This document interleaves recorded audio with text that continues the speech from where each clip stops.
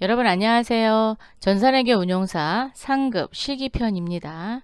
실기시험 제2회 모의 문제 중 네 번째 시간으로서 장부 조회에 대한 문제를 풀어보도록 하겠습니다. 문제 4. 다음 사항을 조회하여 번호 순서대로 단답형 답안에 등록하시오.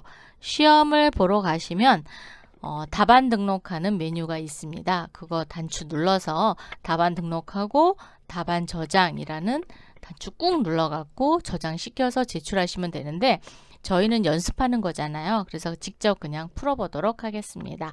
첫 번째 문항입니다. 3월 31일 현재 컴퓨터용 책상에 장부 재고액은 얼마인가? 라고 물어봤어요. 자, 3월 31일 현재 컴퓨터용 책상입니다. 재고액을 구하기 위해서는 재고자산 수불부를 마감을 해봐야 되잖아요. 그래서 한번 마감해보고 하도록 하는데 일단 물류관리에 재고자산 수불부 열겠습니다. 1월부터 3월까지입니다. 컴퓨터용 책상만 조회를 하셔도 되고요. 아니면 마하고 엔터 하셔서 컴퓨터용 책상에다 커져 갖다 놓으시고 마감을 한번 해보겠습니다. 마감.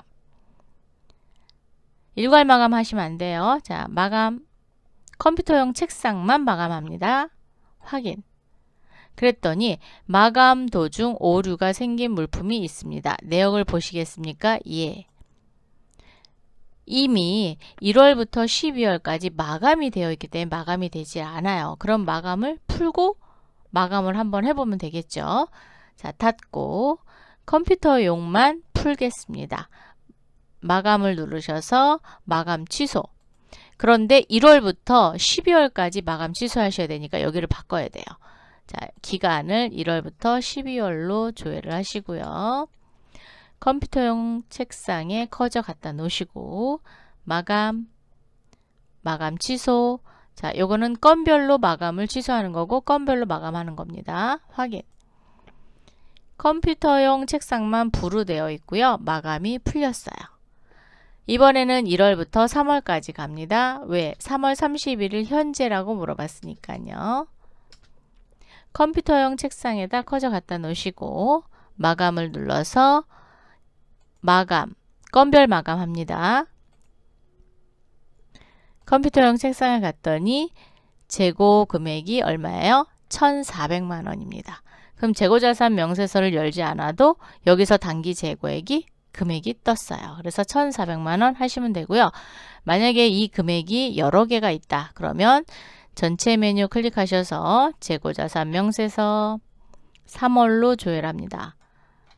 엔터 엔터 엔터 하면 컴퓨터용 책상만 우리가 마감을 했기 때문에 1,400만 원이라고 이렇게 뜹니다. 그런데 여러분 요거를 하시고 나서 다시 되돌려 놓으셔야 돼요. 자, 재고자산 수불부 1월부터 3월까지 되어 있는 컴퓨터용 책상 마감을 취소를 해주시고요. 자, 취소하셨죠? 그리고 1월부터 12월 엔터 하셔서 전체 마감 다시 일괄 마감으로 해 놓으셔야 됩니다. 자, 그러면 컴퓨터 책상이 마감이 되어 있어요. 왜? 결산 정리사항에서 마감하고 기말상품 재고액을 구하라 라고 했으니까 원래대로 되돌려 놓는 거예요. 그래서 구한 다음에 되돌려 놓으시면 되겠습니다. 그래서 답은 얼마? 1,400만 원. 이렇게 기록하시면 되겠죠. 근데 이제 편의상 우리가 컴마를 이렇게 찍잖아요. 컴마를 찍으면 좀 더 숫자를 잘 읽을 수 있기 때문에 네. 자, 이렇게 해서 첫 번째 문항 풀어봤습니다. 두 번째 문항입니다.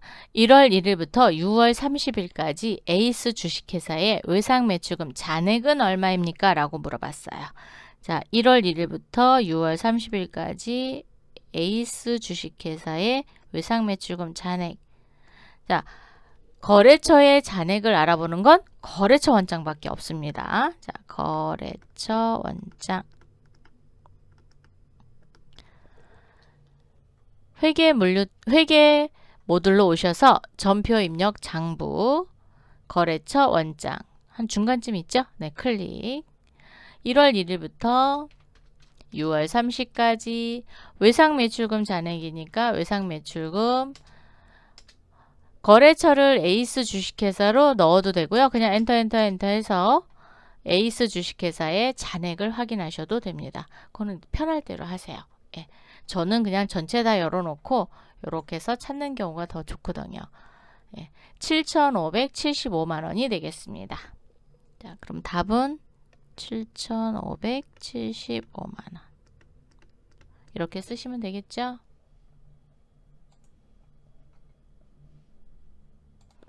세 번째 문항입니다. 1월부터 3월까지 매입처 튼튼 가구 주식회사에 지급한 외상 매입금 총 합계액은 얼마입니까? 라고 물어봤습니다.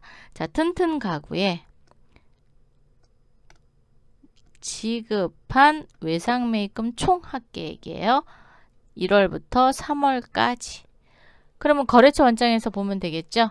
자, 1월 1일부터 마우스가 어디 갔죠? 3월 31일까지 있습니다. 외상 매입금. 자, 거래처는 뭐 처음부터 끝까지 걸으셔도 돼요. 자, 튼튼 가구는 지급한 외상 매입금의 총 합계니까 원래 외상 매입금이 발생되면 어느 변에 생겨요? 대변에 생깁니다. 대변에 생기는데 갚게 되면 차변으로 오죠. 그래서 차변 금액을 보시면 됩니다. 1,100만 원이네요. 자, 답은 1,100만 원.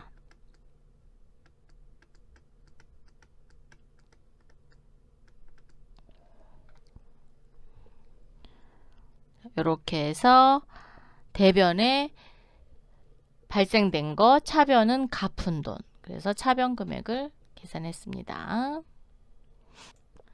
네 번째 문항입니다. 10월 1일부터 12월 31일까지 발행한 약속어음의 금액은 얼마인가? 라고 물어봤어요. 자, 10월 1일부터 12월 31일까지 발행한 약속어음의 금액.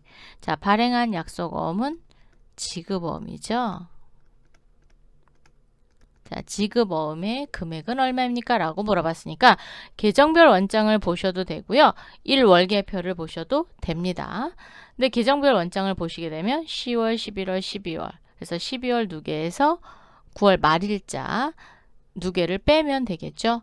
그런데 1월계표에서 보시면 한눈에 볼 수 있어요. 전체 메뉴 클릭하시고 전표, 입력, 장부 1월계표 10월 1일부터 12월 31일까지 지급어음, 지급어음의 차변 금액이 아니라 대변 금액입니다. 대변 금액이 발행된 거, 차변 금액은 회수한 거, 즉 결제된 거예요. 만기가 돼서 결제가 됐다든가 이랬을 때 되돌아온 거 2천만 원이고 발행된 거는 1,400만 원이에요. 자, 그래서 답은 1,400만 원이 되겠습니다.